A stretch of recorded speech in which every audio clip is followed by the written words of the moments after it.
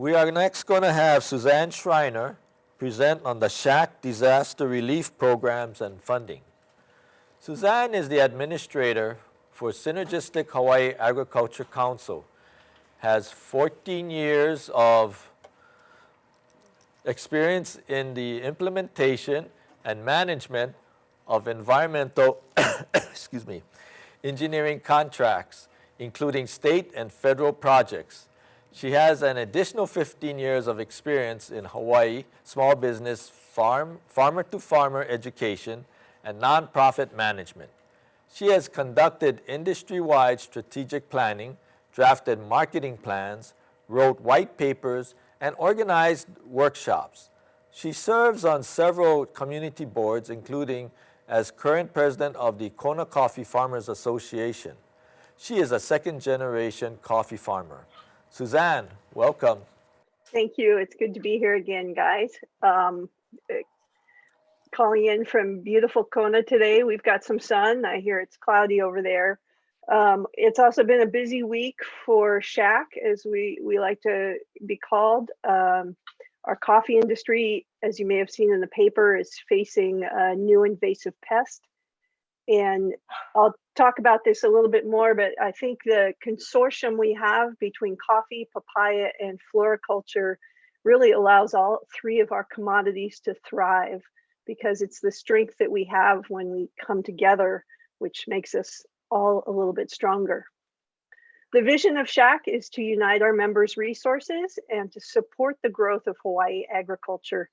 We also seek in that process to remove economic barriers, expand the markets that you sell in and we sell in, and promote trade for our producers. We like to think of ourselves as a farmer-first organization.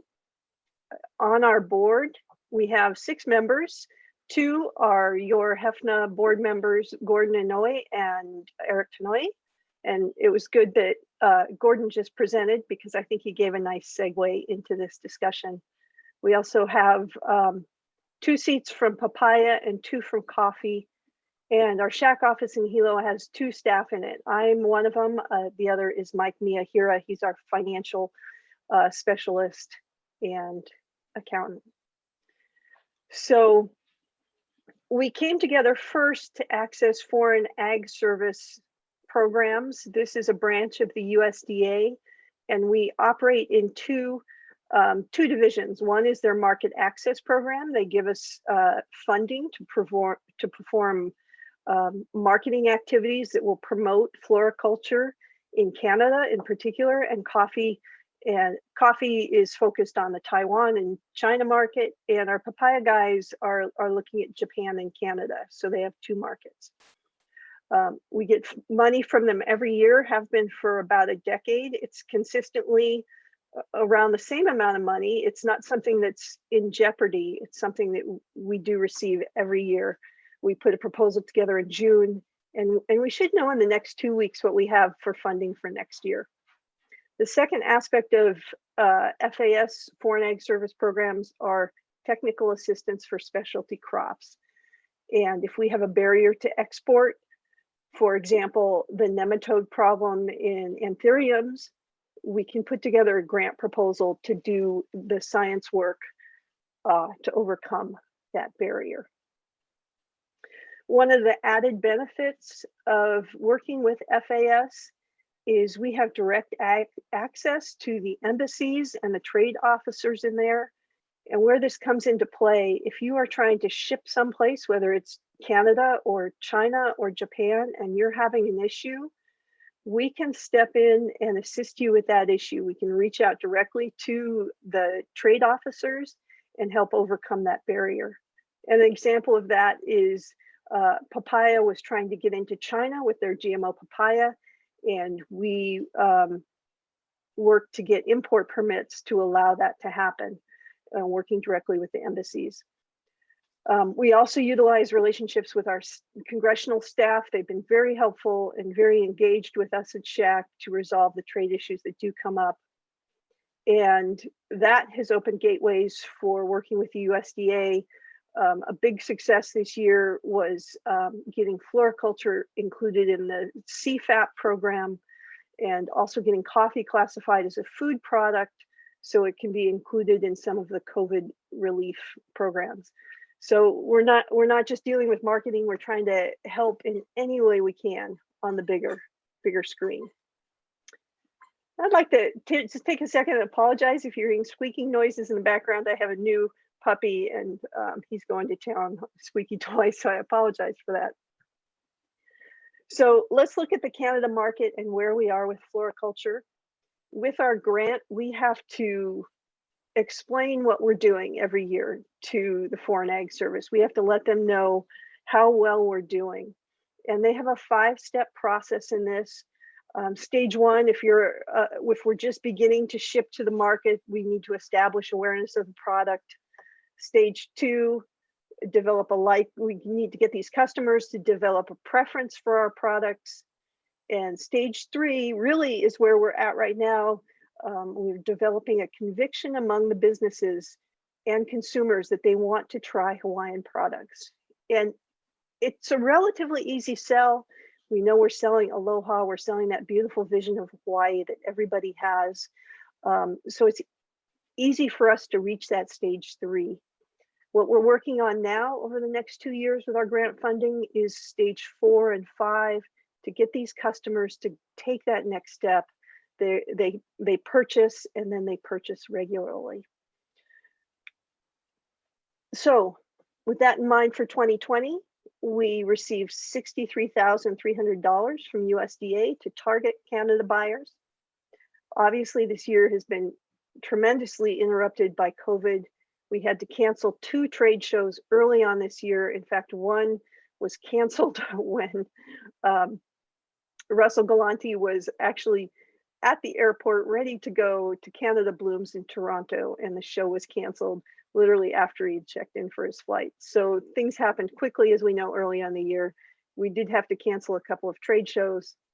We were lucky that we were able to move our reverse trades online for floriculture, and the social media aspect has also been ongoing. We've been able to do that as well. So the money that we did not spend this year due to COVID, normally that money goes away like most grant money, you need to spend it. But this year, because of COVID, we'll have special dispensation to roll this forward. So next year we'll have a considerable sum of money to donate or to dedicate to our industry marketing activities. And there is a cost to this. The cost is about 10% of the cash. So we will require from, it says HCA, I apologize, that's a typo. HFNA will provide $6,300 back to SHAC to keep the office going, the back office going, and support these activities. So it's a relatively cheap copay. A lot of grants require 50% or more, but with FAS, it's only 10%. And we go a long way with that money. Let's step back into 2019 and look at what we were able to do last year. We were able to sell $135,000 worth of products to Canada. That number may seem low compared to the over $100 million in product you generate every year. But Canada is a tough market because of the value of their loonie is so low compared to ours. And Canada buyers also have to compete against a very strong mainland market. Everybody wants our products, so we only have so much to sell. So Canada is taking a small slice of that market. But we were also able to bring in 9 reverse traders last year to Hawaii from Canada, 4 to the mid-pack event and 5 to the wedding celebrations. We also provided cut flowers for a competition at the Pacific Northwest Floral Expo and Bridal Show. And they had a large hotel lobby design competition with Hawaii Neotropica designs out there on the floor. If you're not following the Instagram, or your kids are not following the Instagram Neotropica account, I recommend you do. We've got, as of the end of beginning of 2020, we had 1,300 followers. I know that's up a bit from that, and we have 600 followers on Facebook right now. We also did a marketing study on the Japan market to see if there was a good reason to perhaps shift from Canada to selling in Japan. And that market study was given to the HFNA board earlier this year. And that's up to you guys to decide. This is not a SHAC decision. This is really HFNA drives the show for what you would like to do. So in addition to the work we do on the front side, we also gather a lot of data. I'm sorry, the slide is a little tough to see. We have access to 2 channels of data. This is the Foreign Ag Service Global Agricultural Trade System that gives us information on how sales are going for us around the world. And we also have a subscription with Euromonitor. And you may be familiar with Euromonitor reports. Sharon Hurd at the HDOA office also has Euromonitor and sends around reports on a regular basis. If your business needs information about a market you're trying to target, feel free to reach out to us. I'm happy to share with you any information I can gather and help you make better decisions on how to sell your products. I did want to take a minute here to move on and talk a little bit about other opportunities for you directly, because part of my slide is about disaster relief due to COVID. A lot of us have been hurting this year because of the restrictions of COVID, but there's also a tremendous amount of resources out there for you. And if you haven't begun to access COVID relief, there's a lot of different ways to do so. And an easy place to start for federal money is our Senator Hirono's website. They have a comprehensive guide there that you can download at this link that's specifically targeting towards agriculture. She's been vital to us in getting funding for our ag businesses.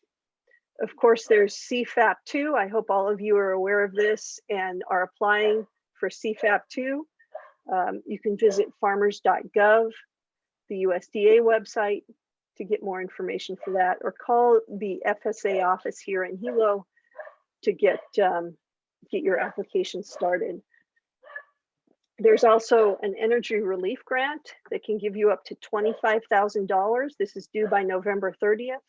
If you have chiller equipment or aging motors or anything that you could swap out to increase your energy resilience going forward. Of course, there's the Ho'olumua County Cares Grant. Most of you have probably seen or are familiar with that. And there's also a new one that came out a few days ago, and that's the Hawaii Pivot Grant. So the Pivot Grant is really nice if you need new packaging, new website, you want to transition to a new market, you want to look at selling more of a different product, any way that can get you to pivot to a new direction for your business.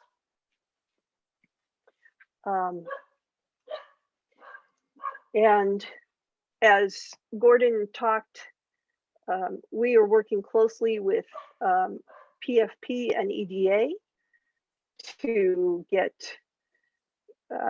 them grant funding for that organization. If you have a specific need for your org, for your business, please reach out to me at the business address down below, Suzanne at shachawaii.org. And I will do my best to either help you with that grant or redirect you to an agency that can to help you get the funding you need. So, are there any other questions? Okay, we are, and thank you for doing the presentation.